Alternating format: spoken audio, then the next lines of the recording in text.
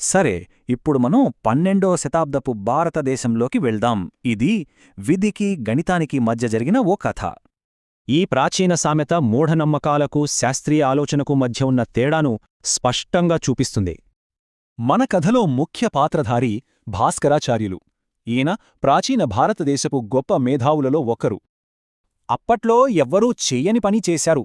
తన కుమార్తె లీలావతికి తానే స్వయంగా విద్య నేర్పించాలని నిర్ణయించుకున్నారు. ఆమె చదువు పాటిగణితంతో మొదలైంది. అంటే అంకెల ప్రపంచంలోకి ఆమె మొదటి అడుగు పడింది. కాని ఒక భయంకరమైన జ్యోతిష్యశాస్త్రం వల్ల అంచనా లీలావతి జీవితాన్ని తలక్రిందులు చేయబోయింది. జ్యోతిష్కులేం చెప్పారంటే ఫలానా ముహూర్తానికి పెళ్లి జరిగితే ఆమె వెంటనే వితంతువవుతుందని.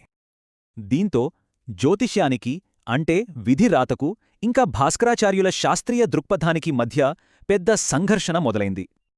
ఒక శాస్త్రవేత్తగా ఆయన విధిని సవాలు చెయ్యాలని నిర్ణయించుకున్నారు. అది గణితంతోనే. విపత్తును ఆపడానికి ఆయన ఒకే ఒక్క సరైన శుభప్రదమైన ముహూర్తాన్ని లెక్కించారు. ఇక పెళ్లిరోజు రానే వచ్చింది. అంతా ఒక నీటి గడియారం యొక్క ఖచ్చితత్వం మీదే ఆధారపడి ఉంది. లీలావతి ఆ నీటి గడియారాన్ని ఆతృతగా చూస్తుండగా ఒక చిన్న ప్రమాదం అంత మార్చేసింది. ఆమె పెళ్లి దుస్తుల్లోంచి ఒకే ఒక్క ముత్యం జారి ఆ గడియారంలో పడింది.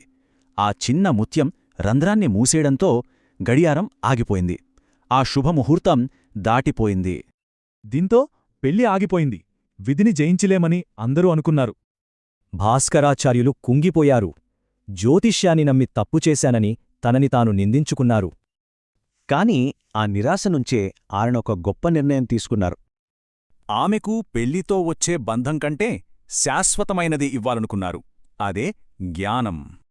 గణితం, బీజగణితం, జ్యామితి, ఖగోళశాస్త్రం ఇలా తనకు తెలిసినదంతా ఆమెకు నేర్పించారు.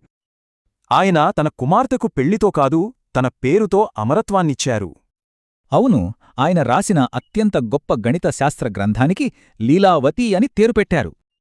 ఆ లీలావతి అనే పుస్తకం 700 ఏళ్లకు పైగా భారతదేశంలో గణితానికి ప్రామాణిక గ్రంథంగా నిలిచింది. మరి ఆలోచించండి, నిజమైన అమరత్వాన్ని ఇచ్చేది ఏది? విధిని అనుసరించడమా లేక జ్ఞానాన్ని సృష్టించడమా?